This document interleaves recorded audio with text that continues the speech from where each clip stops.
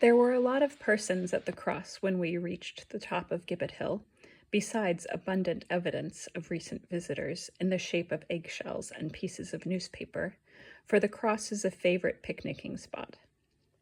Amongst the strangers, my fancy was chiefly taken by a lady and gentleman whom I dubbed the honeymoon couple. I soon became so absorbed by the lovely view which lay stretched before me, a wilderness of rising hilltops with green woods and rich valleys, that I quite forgot my young companions. I went to the edge of the steep hill and sat down looking eastwards, and lost myself in the beauty of the scene.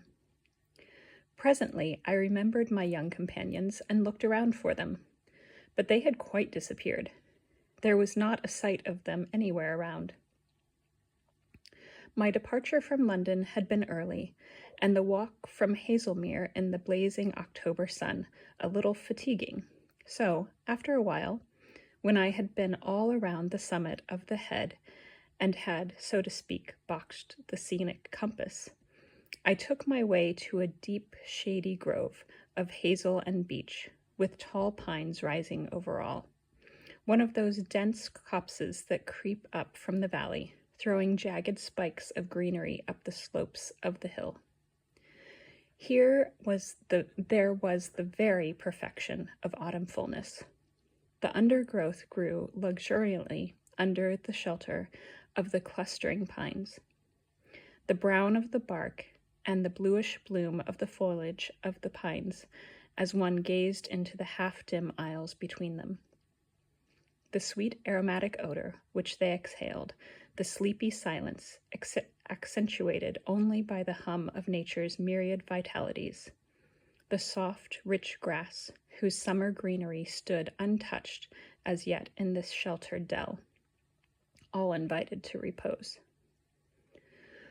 With a blissful feeling of content, I stretched myself on the grass and soon lost my thoughts and my consciousness in the interlaced branches above me.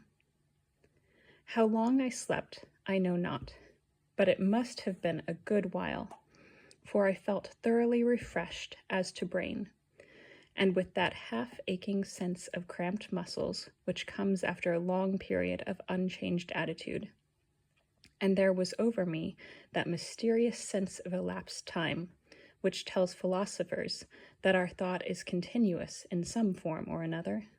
There was, however, no sense of duty omitted, no press of coming work, which in such cases destroys the charm of awakening.